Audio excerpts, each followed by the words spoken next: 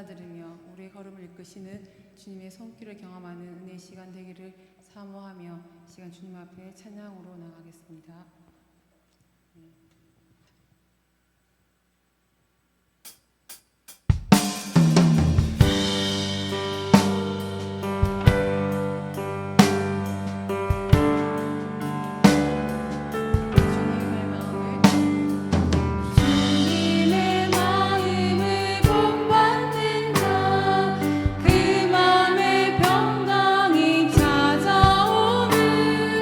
험악한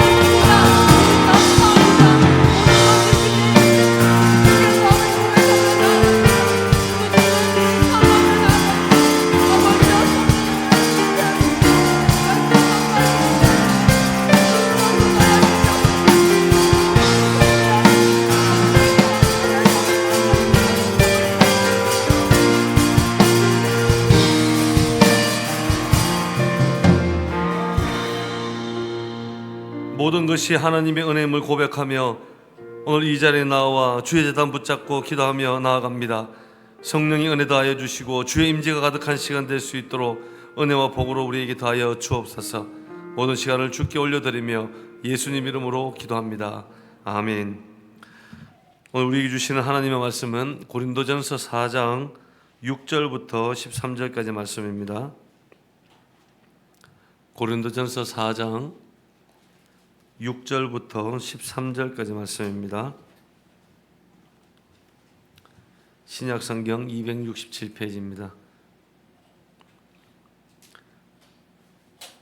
함께 읽겠습니다. 시작.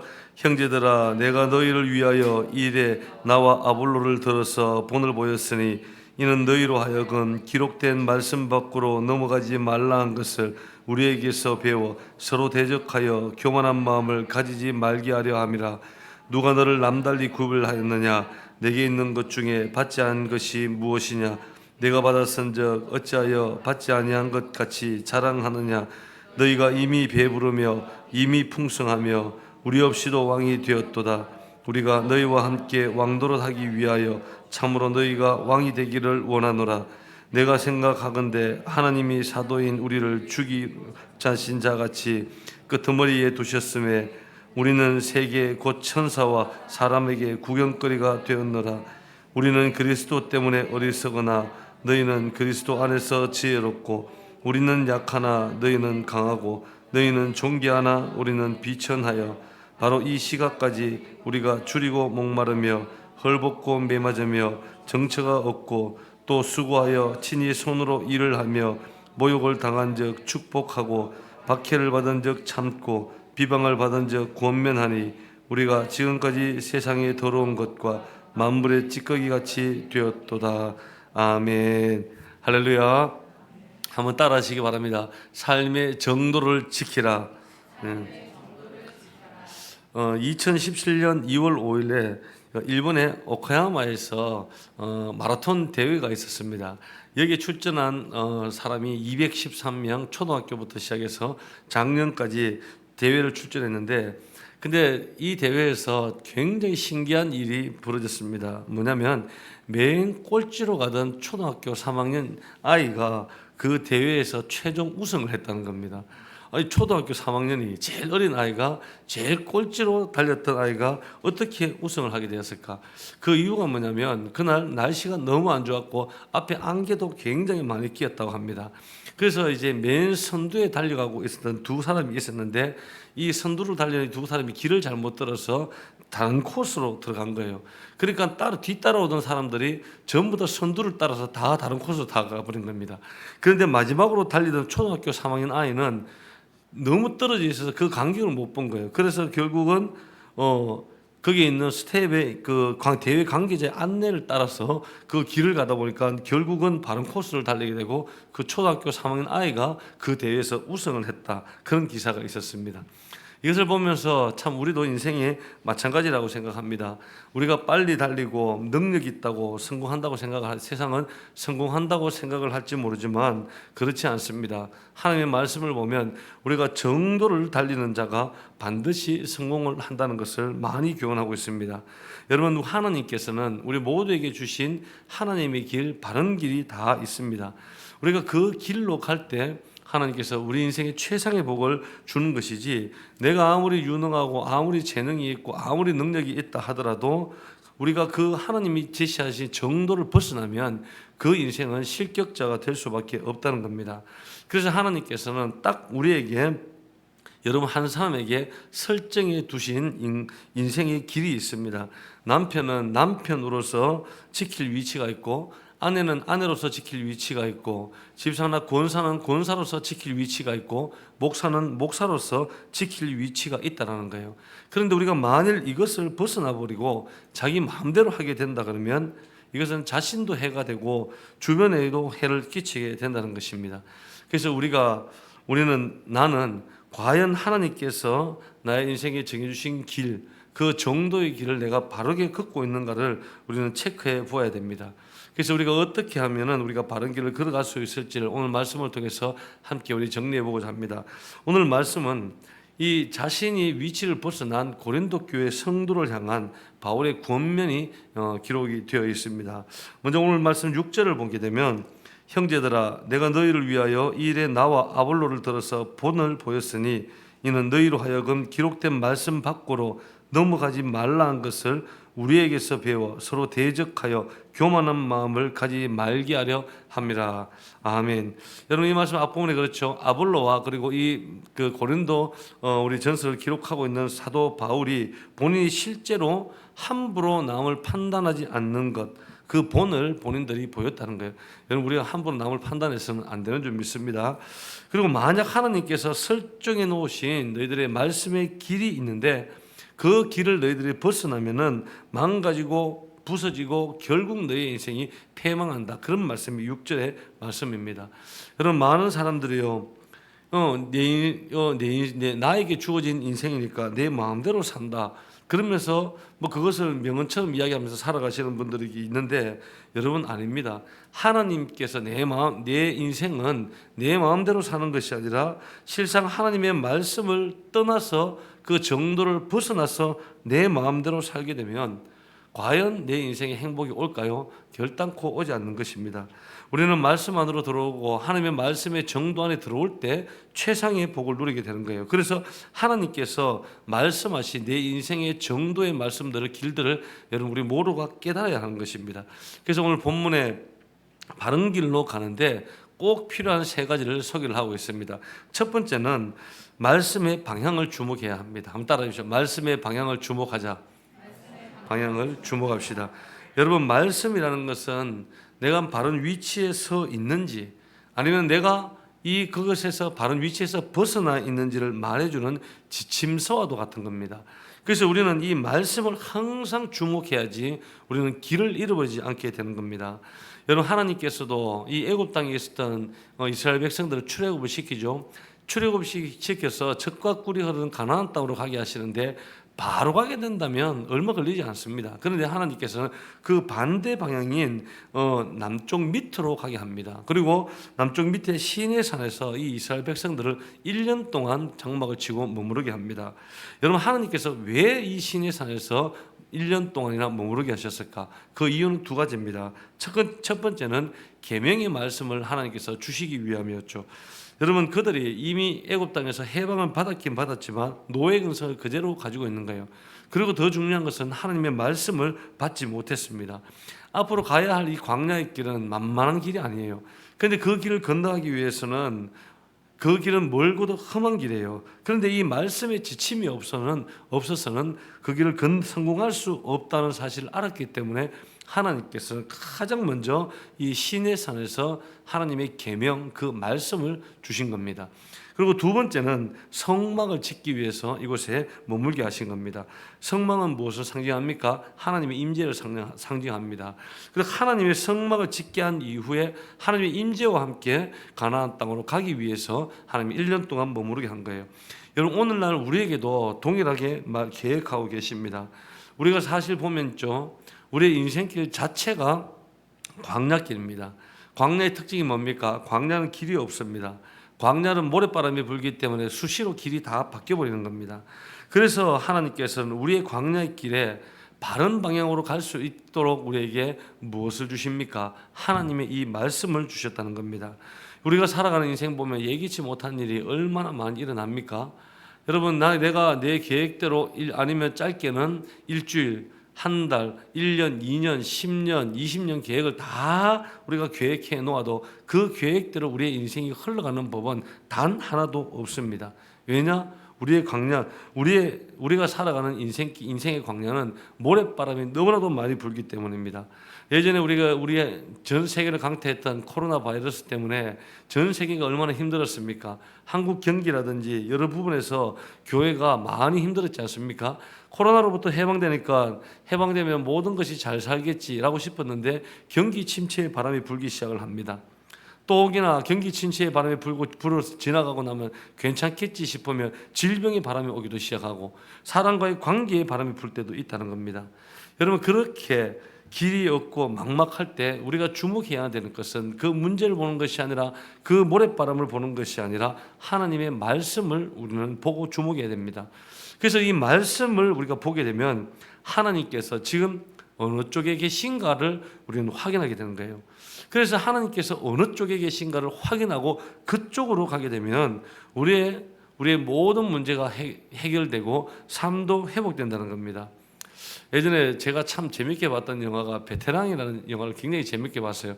혹시 아십니까? 황정민이 이렇게 주연에 나오지 않습니까? 그 영화에서 제가 잊을 수 없는 대사가 하나가 있습니다. 유명한 대사입니다. 뭐 이런 말이죠.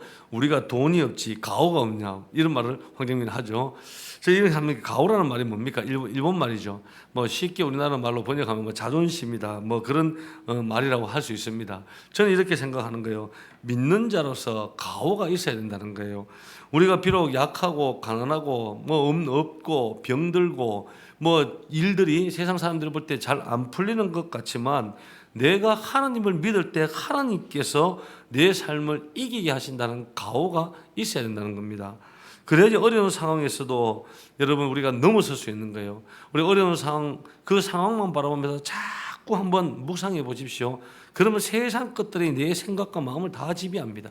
불평과 원망과 안 좋은 것들밖에 나올 수 없는 거예요. 우리는 말씀을 묵상해야 됩니다.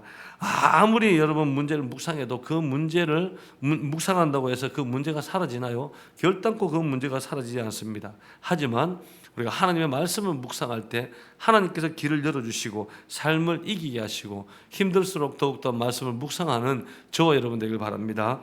두 번째, 마음의 수위를 낮춰야 합니다. 한번 따라해 주십시오. 마음의 수위를 낮추자. 여러분, 마음의 수위가 높은 사람들은 하나님의 길을 가려고 하지 않습니다. 왠지 아십니까? 자기가 생각하는 길, 자기가 생각하는 판단이 옳다고 생각하기 때문이죠. 오늘 말씀 6절에서 8절을 보면 하나님이 이 정도를 벗어났을 때 나타나는 특징을 세 가지를 소개를 하고 있습니다.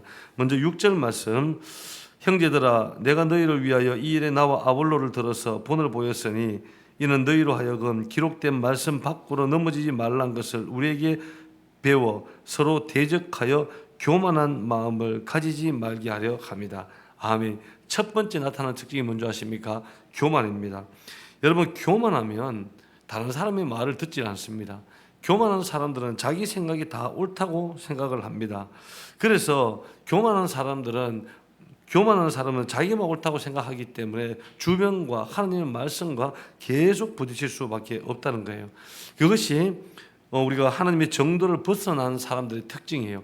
두 번째 특징은 7절입니다. 누가 너를 남달리 구별하였느냐? 내게 있는 것 중에 받지 아니한 것이 무엇이냐? 내가 받았은즉 어찌하여 받지 아니한 것 같이 자랑하느냐? 두 번째는 특권 의식을 말하는 겁니다. 고린도 교회 안에는요, 이 특권 의식을 강조했던 사람들이 많이 있었습니다. 여기서 바울이 이야기하는 겁니다. 이 모든 것들이 하나님께서 주신 것인데 네가 잘나서 이것을 이루었고 네가 잘나서 성공했고 네가 잘나서 교회가 잘 되는 것처럼 말하는 것이 가능한 것이냐, 이런 뜻이에요. 여러분, 그런 특권의식을 내려놓아야 한다는 겁니다. 여러분, 우리 가운데도 그런 케이스들이 많이 있습니다. 내가 잘해서 우리 공동체가 잘 되고, 내가 잘해서 이렇게 교회가 좋아지고, 내가 잘해서 교회가 우리 가정이 잘 되고, 이런 특권의식에 가득 차 있는 분들이 있다는 거예요. 여러분, 이런 특권의식이 내려놓아야지 우리의 삶의 관계성까지 회복이 된다는 거예요. 이것이 하나님의 정도를 벗어나는 사람의 두 번째 특징입니다. 그리고 세 번째 특징은 8절 말씀 우리 함께 한번 읽어보겠습니다. 시작. 이미 배부르며 이미 풍성하며 우리 없이도 왕이 되었도다. 우리가 너희와 함께 왕노릇하기 위하여 참으로 너희가 왕이 되기를 원하노라. 아멘. 왕이라는 단어가 많이 나오죠. 이것은 세 번째 특징은 자만감이라는 겁니다. 이미 내가 배불렀다는 거예요. 이 말은 여러분, 내 안에 내 것으로 가득 차 있다는 말입니다. 이미 내가 배부른 사람은요, 하나님을 갈망하지 않습니다. 여러분, 이미 내가 다 가졌다고 하는 사람은 하나님께 기도하지 않습니다. 하나님을 찾지 않습니다. 그래서 기도 안 하는데, 그렇죠? 내가 뭐 별로 기도 안 하고 내가 그냥 뭐 내 힘대로 내 노력대로 살아가도 잘 살고 있는데 내가 굳이 어려운 시간 내서 힘들게 기도하고 예배하고 섬겨야 되냐? 이렇게 생각하는 어떤 자만감을 가진 사람들이 있다라는 거예요. 이러한 사람들이 이 고린도 교회 안에 참 많았다는 겁니다. 여러분, 이것은 대단히 위험한 거예요. 우리가 하나님의 은혜 없이 살아갈 수 있을까요? 여러분, 하나님의 은혜 없이는 단 한순간도 우리에게 살아갈 수가 없는 거예요. 나에게 주신 건강도 내가 뭐 육체적인 관리를 잘하고 운동 잘하고 보양식 잘 챙겨 먹어서 우리가 건강한 것일까요? 아니에요. 하나님이 주신 겁니다. 나에게 주어진 이 물질, 내가 부지런하게 열심히 지혜롭게 살아서 만든 것이라고 생각합니까? 아니에요. 이것도 하나님이 주신 겁니다. 나에게 주어진 이 모든 것이 하나님으로 말미암아 주어진 것이라는 거예요. 그런데 자기 혼자 잘나서 그런 줄 알고 교만하면 언젠가는 하나님께서 그것을 다 썰어버릴 것이라는 이 경고의 말씀이라는 겁니다. 여러분, 불란스의 계몽주의 사상 철학가 중에서 굉장히 유명한 한 분이 계시죠. 볼테르라는 분입니다. 이분은 지성인 중에서 지성인이에요. 그리고 무신론자이기도 한데, 근데 특별히 이 사람은 기독교를 굉장히 박해를 많이 했습니다. 아예 기독교 자체를 그냥 붕괴시키려고 했던 그런 사람이에요. 그래서 볼테르는 이런 이야기를 했습니다. 지난 1700년 동안 많은 사람이 기독교라는 망상에 사로잡혀 왔는데 나는 그것을 50년 안에 깨뜨리겠다. 그리고 성경책을 진리의 말씀이라고 믿고 있는데 100년 안에 성경은 사라질 것이다. 볼테르가 이런 예언을 했습니다. 여러분, 예언대로 되었을까요? 아니죠. 하나님에 대해서 함부로 말하는 이 볼테르에게도 결국은 죽음이 찾아왔습니다. 죽음의 질병 앞에서 이 볼테르가 의사에게 마지막 한 말이 뭔지 아십니까? 의사 선생님, 6개월만 더 살게 해주시면 내 재산의 절반을 주겠습니다. 그렇게 얘기했어요. 그때 의사가 뭐라고 이야기했냐면, 선생님, 6개월이 아니라 당신은 6주도 못 삽니다. 그리고 6주가 안 되어서 볼테르는 결국 세상을 떠납니다. 마지막 죽기 전에 볼테르가 남겼던 말이 뭔지 아십니까? 나는 지옥으로 간다. 이 말을 하고 비참하게 죽었다는 겁니다. 여러분, 볼테르가 사라질 것이라고 예언했던 그 성경책은 여러분 아직도 전 세계의 베스트셀러가 되었습니다. 그리고 볼테르가 죽은 이후에 그 집을 내놓았는데 그 집을 불란스의 성서공회에서 그 집을 구입을 했어요. 그리고 그 집 안에 성경책을 보관하는 창고로 이렇게 사용하게 되었죠. 그래서 이 볼테르의 집에는 바닥부터 천장까지 전부 성경책밖에 없었다는 거예요. 성경이 사라질 것이라는 그 집에 성경 창고가 되어버린 것입니다. 여러분, 많은 사람들이 하나님 없이도 살 수 있지, 그러면서 하나님을 함부로 대하는 그런 것들이 있는데, 실제로 여러분, 우리가 하나님을 떠나면 우리의 인생 모든 것이 끝이라는 사실을 아셔야 됩니다. 그래서 나는 배부르다, 나는 배부르더라, 내가 이 정도면 성공했지, 나의 성공은 나의 노력과 나의 힘으로 잘된 것이지 라고 하는 것이 아니라 나를 낮추고 하나님의 은혜를 구하고 더욱더 내가 엎드려 기도할 때 하나님께서 회복도 주시고 여러분 더 놀라운 기적과 은혜를 우리의 삶 가운데 부어주시는 것입니다. 그래서 우리가 오늘 말씀에 가졌다고 생각하는 자에게 여러분 임할 것은 아무것도 없다라는 하나님의 말씀입니다. 그래서 나를 낮추고 겸손한 것은 대단히 중요한 것입니다. 우리의 사랑하는 성도 여러분 한 사람이 정말 나를 내려놓고 보좌를 붙잡고 기도할 때 하나님의 은혜가 여러분 돌아오는 것을 믿으시는 저와 여러분들에게 주의 이름으로 기도합니다. 마지막 세 번째 한번 따라해 주십시오. 나를 비워내야 한다. 나를 비워내야 한다. 우리 9절 말씀을 함께 한번 읽어보겠습니다. 9절 시작. 내가 생각하건대 하나님이 사도인 우리를 죽이기로 작정된 자같이 그 덩어리에 두셨음에 우리는 세계 곧 천사의 한 사람에게서 구경거리가 되었도다. 아멘. 이것은 사도 바울이 자신의 삶을 이렇게 기록하고 있는 부분인데, 사도 바울은 뭐 설명 안 해도 잘 아실 거예요. 설교 가운데 많은 얘기를 했죠. 사실 정치적으로나 지식적으로나 가문적으로나 앞으로 어떻게 보면 사도 바울은 예수님 안 만났으면 오히려 세상에서 떵떵거리며 잘 나갔던 많은 것을 갖춘 사람이었어요. 세상이 볼 때 사도 바울은 예수 만나서 신세 조진 사람이 사도 바울이죠. 그런데 사도 바울이 뭐라고 이야기합니까? 본인은 만물의 끄트머리가 되었다고 하는 거예요. 여러분, 이 말은 세상 사람들의 조롱거리가 되었다는 거예요. 이것이 뭐냐? 복음 때문에 자신을 비웠다 이 말입니다. 복음 때문에 나를 다 내려놓았다는 거예요. 내 자존심도, 내 물질도, 내 지식도 복음 때문에 다 내려놨던 거예요. 그러면서 10절 말씀을 보면 10절 함께 있습니다. 시작. 우리는 그리스도 때문에 어리석으나 너희는 그리스도 안에서 지혜롭고 우리는 약하나 너희는 강하고 너희는 존귀하나 우리는 비천하여. 여러분, 너희는 강하고 높다고 자랑할지 모르지만 나는 그리스도 때문에 어리석은 자가 되고 예수님 때문에 나는 비천한 자가 되고 예수님 때문에 조롱받게 된다는 것, 이것은 하나님께서 나에게 주신 복이다, 이런 뜻입니다. 여러분, 이렇게 고백이 가능할까요? 내가 비천하고 가난하고 버림받고 배신당하고 하면 하나님을 원망하는 것이 지극히 당연한 것인데, 내가 그리스도 때문에 어리석은 자고 비천한 자가 되고 조롱받는 자가 된다는 것이 하나님께서 나에게 주신 복이라는 거예요. 여러분, 얼마나 위대한 어떤 고백인지 모릅니다. 그러면서 11절에서 13절 읽지 않겠습니다. 바울은 자랑할 것들이 얼마나 많은 사람입니까? 그럼에도 불구하고 자랑하지 않았다는 거예요. 누구보다 이 사도 바울은 강직한 사람이고 자존심이 굉장히 높은 사람이었어요. 사역 초기에 어떤 문헌들을 보면은 굉장히 강직하고 자존심이 굉장히 강한 사람이었어요. 그런데 사도 바울은 나는 자존심을 내세우지 않았다는 거예요. 내가 그리고 사도 바울은 안정되고 그리고 편안하고 권리와 특권들을 누리며 살기를 추구했던 그런 인물이었어요. 누구보다도 안정된 삶, 편안한 삶, 권리와 특권을 누리기를 좋아했던 사람이었어요. 그런데 그는 이렇게 이야기합니다. 안정적인 것도, 편한 권리도, 모든 특권을 누리며 사는 것도 내가 다 내려놓았다는 거예요. 왜냐? 오직 이 예수 그리스도의 영광을 위해서 내 자신을 전제로 드림으로 말미암아 나는 오히려 이것이 더 기쁘다라고 오늘 말씀을 통해서 기록을 하고 있다는 것입니다. 여러분, 바울이 자신을 비운 것은 예수님을 만난 그 사랑에 감사해서 그는 일평생 결혼도 하지 아니하고 30, 62세가 될 때까지 마지막 순교의 자리까지 달려가게 되었다는 것입니다. 여러분, 오늘날 많은 사람들이 자기를 만족하게 사는 삶이 어떻게 보면 그것이 성공이고 그것이 행복이라고 생각할지 모릅니다.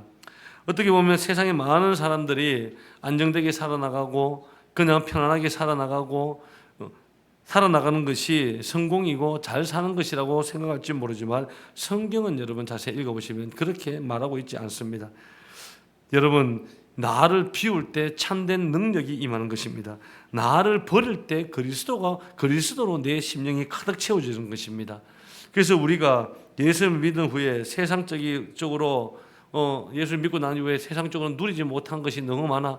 내가 예수 믿고 그 좋은 술도 못 마시고 담배도 못 피고 아니면 세상 쾌락 나이트도 못 가고 클럽도 못 가고 뭐 주일만 되면 날마다 놀러도 가는데 주일날 교회 온다고 아무것도 못 한다고 여러분 우리 원망하지 마시기 바라겠습니다. 여러분, 세상은 누리지 못하지만 우리는요 따라하시기 바랍니다. 세상이 갖지 못하는 십자가와 복음을 얻었다. 네, 복음을 얻었다는 거예요. 여러분, 십자가와 이 복음은 여러분들에게 짐입니까? 아니면 복입니까? 여러분, 우리가 십자가 이것은 짐이 아니라 십자가와 이 복음은 우리가 축복의 원천이 된다는 거예요. 이스라엘 동화 중에 이런 이야기가 있습니다. 새들의 불평이라는 어떤 이스라엘 동화가 있어요. 여기 보면 하나님께서 이제 각양각색으로 다양한 동물들을 이렇게 만드시고 하늘에서 밑으로 딱 내려보신 거예요. 그런데 새들을 보니까 새들이 불평을 그렇게 많이 하는 거예요. 무엇에 대해서 불평을 하냐면 자기 이렇게 모양새를 보고 불평을 그렇게 많이 하는 겁니다. 그 새들이 불평하는 내용이 이렇습니다. 왜 우리 새들만 입이 부리가 툭 튀어나오게 만들었냐는 거예요. 그 새들이 그렇잖아요. 다른 동물들은 다 예쁘게 만들었는데 왜 우리 새들만 부리가 툭 튀어나오게 만들었냐. 다른 동물들은 다리가 다 튼튼한데 우리 새들은 왜 이렇게 가는 다리를 주셨습니까? 그리고 다른 동물에게는 없는 이 양쪽에 날개를 주셔서 왜 우리 몸을 무겁게만 만들으셨습니까? 그렇게 불평을 하셨어요. 그랬더니 하나님께서 빙그레 웃으시면서 이 새들에게 이렇게 이야기를 합니다. 그 양쪽 날개를 한번 펼쳐보아라. 그렇게 얘기한 거예요. 그랬더니 그때 독수리가 날개를 쫙 펴는 순간 이 깃털처럼 몸이 가벼워지기 시작하면서 그때부터 창공을 향해 날 수 있었다는 거예요. 그때 독수리가 깨달은 것이 뭐냐면 내 자신에게 있었던 양쪽에 이 어깨에 붙은 것이 본인은 짐이라고 생각했는데 이것은 짐이 아니라 창공을 향해 날아갈 수 있는 날개라는 사실을 깨달았다는 거예요. 여러분, 우리의 인생도 이 동화와 마찬가지라고 생각합니다. 우리가 생각할 때 짐이라고 생각하는 것들이 많이 있습니다. 내가 가족을 섬기라는 것, 우리 공동체를 사랑하라는 것, 내가 누군가를 용서하라는 것, 여러분 누군가를 더 교회를 섬기라는 것, 선교적 사명을 감당하라는 것, 여러분 정말 어떻게 보면 하기 싫은 것 아닙니까? 다 하기 싫은 겁니다. 성경에서 말씀하시고 하나님이 말씀하는 것은 하기 싫은 것들밖에 없어요. 그리고 하나님께서 나에게 하라는 것은 다 하기 싫은 사역밖에 없는 거예요. 그러니까 불평이 나오는 것은 당연합니다. 왜냐하면 우리는 그것을 짐이라고 생각하지만 실제로는 여러분 그것은 짐이 아니라 우리로 하여금 더 높이 날아갈 수 있는 날개가 된다는 것입니다. 이런 의미에서 누군가를 사랑해야 할 사람이 있다는 것에 대해서 감사해야 됩니다. 나는 비록 힘들고 시간도 뺏기지만 어떤 하나님의 사역을 위해서 섬길 수 있다는 것에서 대해서 감사해야 되는 거예요. 누군가를 용서하고 섬길 수 있다는 것 기뻐해야 되는 거예요. 왜냐하면 그들이 있기 때문에 내가 창공을 향해서 하나님 비전을 향해서 날아갈 수 있는 동력이 되기 때문입니다. 여러분, 오늘날 세상 사람들은 편하게 사는 것을 추구합니다. 여러분, 오늘날 세상 사람들은 자기 만족을 위해서 살아가는 것, 그것이 목적으로 생각을 하지만 크리스찬의 목적은 달라야 합니다. 우리에게는 하나님이 주신 사명이 있습니다. 그 사명 안에 있어야지 우리는 참된 기쁨과 행복을 발견할 수 있게 되는 것입니다. 언제까지 그래야 될까요? 우리는 주님 다시 오시는 그날까지 그 사명을 향하여 우리 달려가는 저와 여러분 되길 주의 이름으로 기도합니다. 이 시간 한번 찬양 드리고 함께 기도했으면 좋겠습니다. 주님 다시 오실 때까지,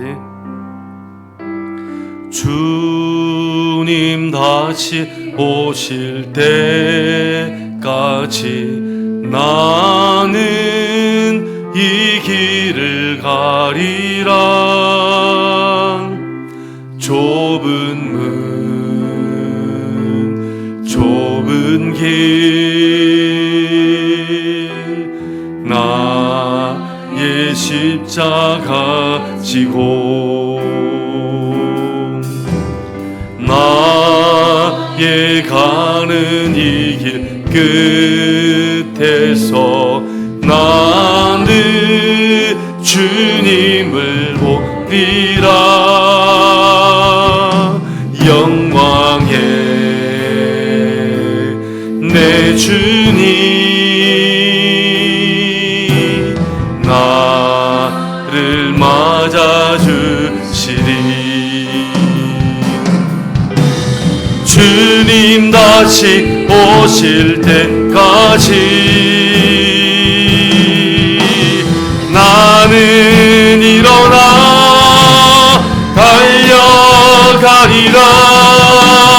주의 영광 온 땅 덮을 때 나는 일어나 노래하리. 내 사모하는 주님 온 세상 구주시라. 내 사모하는 주님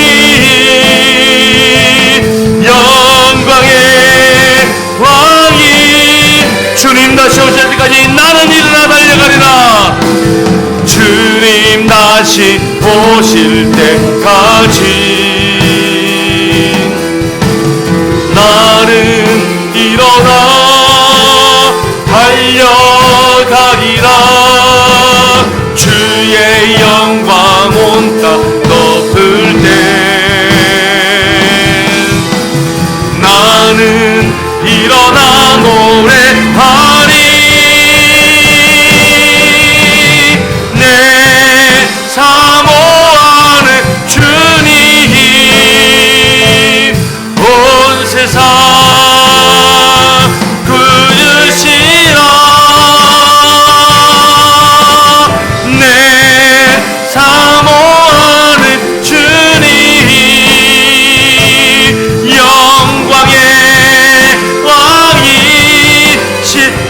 주님 세 번째 함께 통성으로 기도하며 나갑니다. 주여 주여 주여.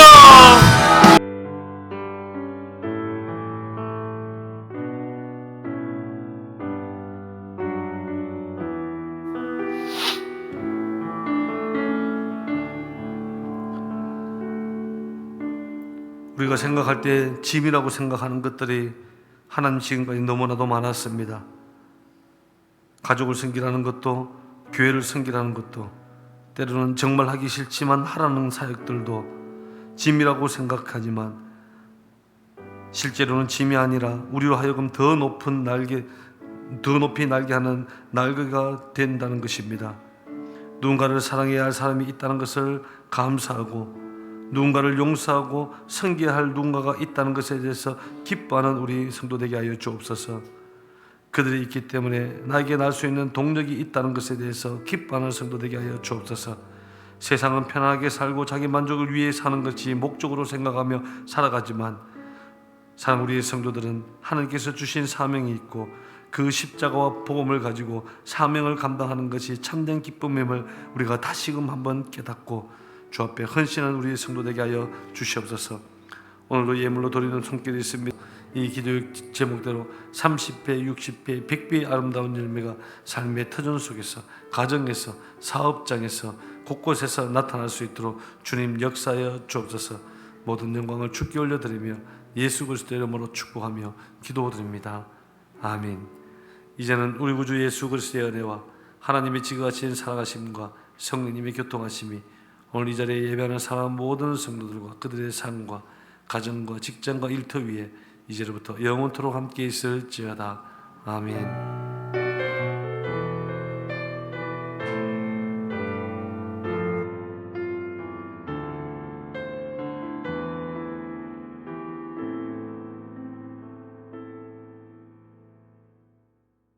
마이크 좀 광고 하나 하겠습니다. 다음 주일은